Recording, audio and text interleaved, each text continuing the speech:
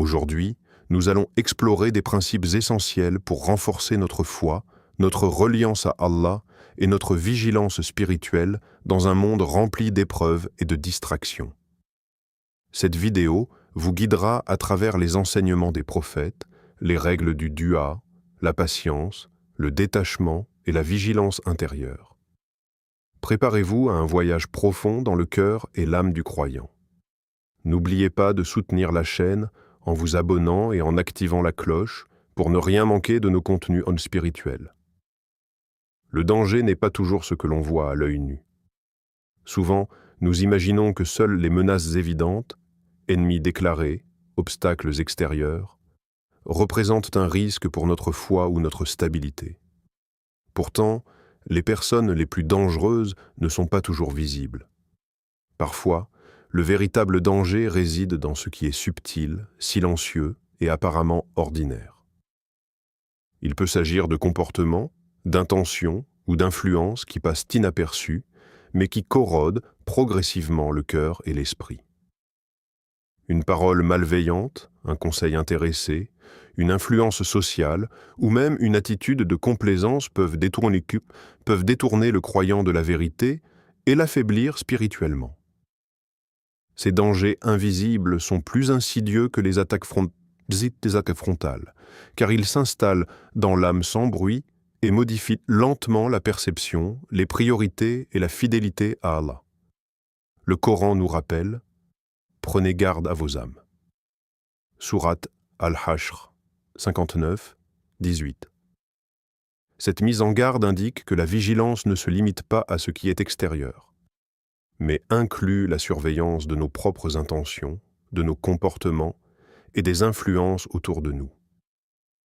Le vrai danger peut surgir de l'intérieur, dans la négligence du cœur, ou de l'extérieur, dans ce qui semble inoffensif, mais qui éloigne progressivement du droit chemin.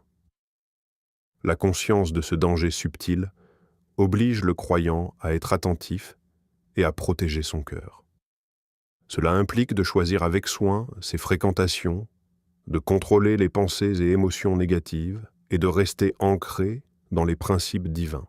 La vigilance ne doit pas se transformer en méfiance paralysante, mais en discernement spirituel.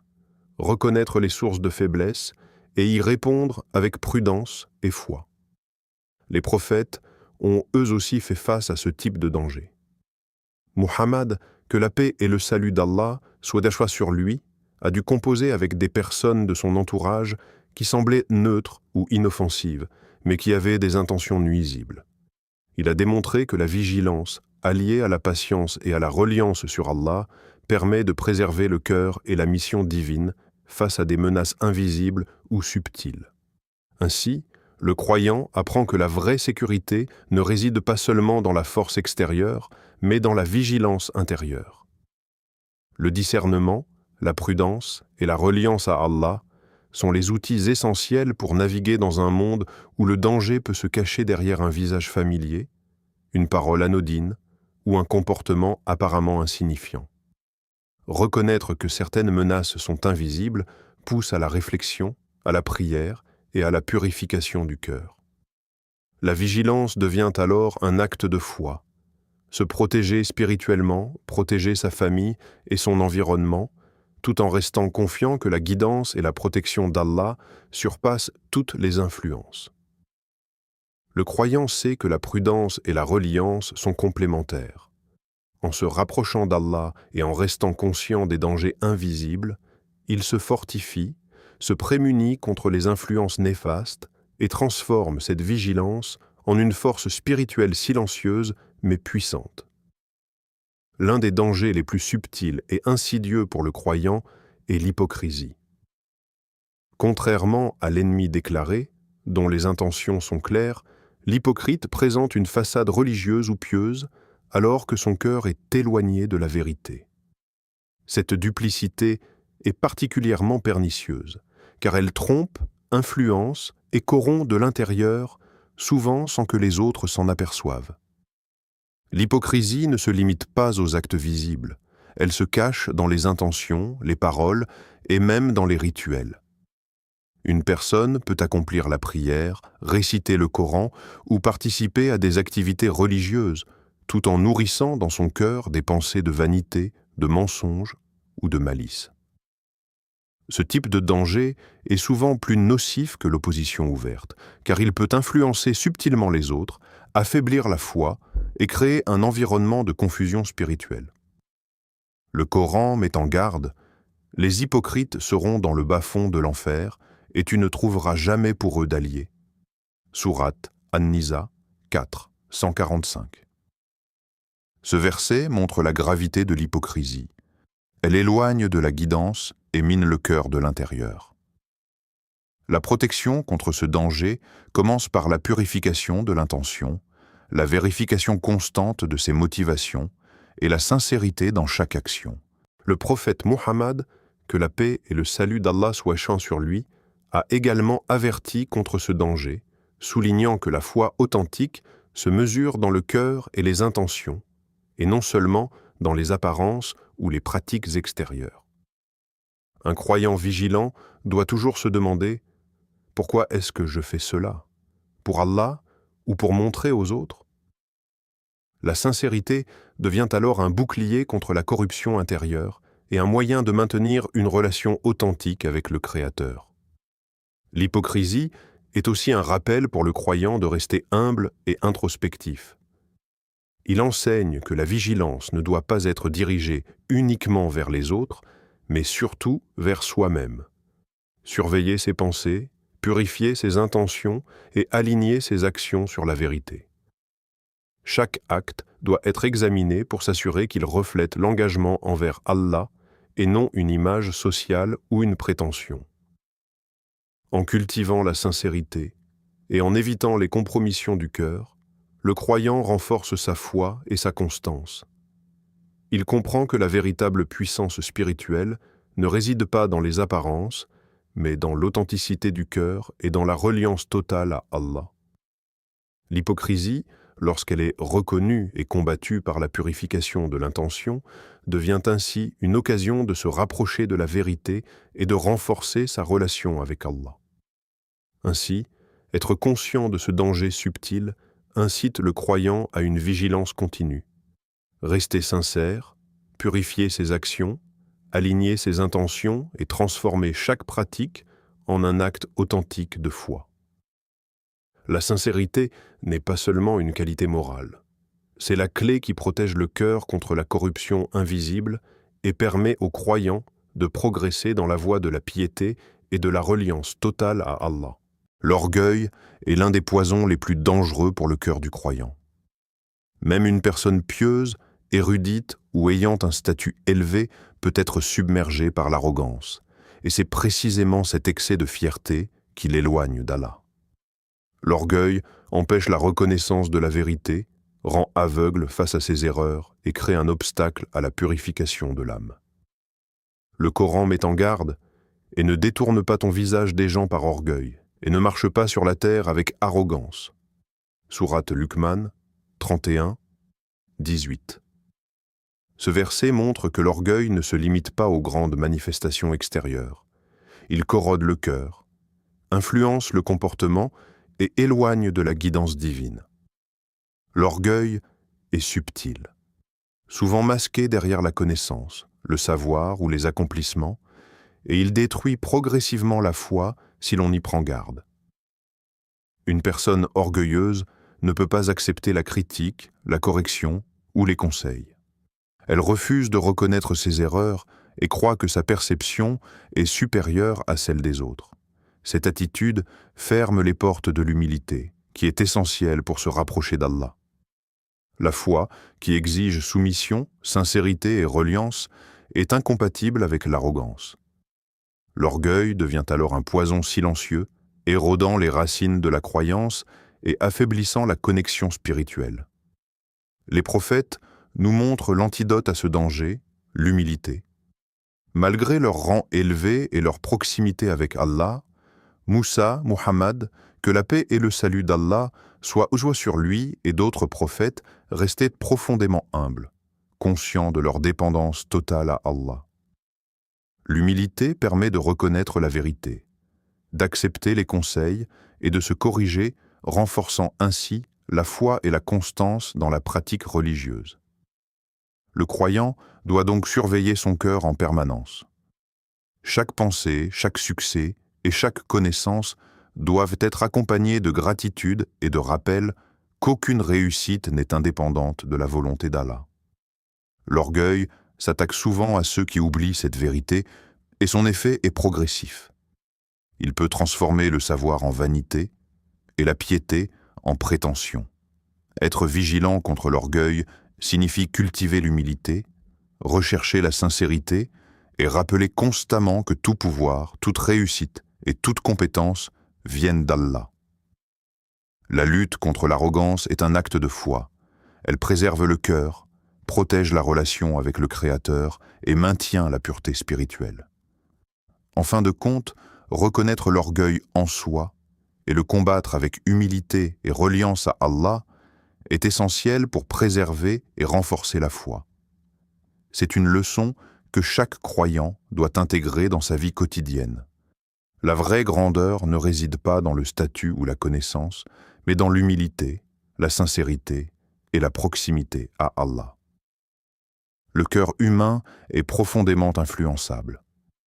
Les fréquentations, les conversations et les environnements dans lesquels nous vivons façonnent nos pensées, nos comportements et en fin de compte, notre foi. Le script souligne un principe fondamental.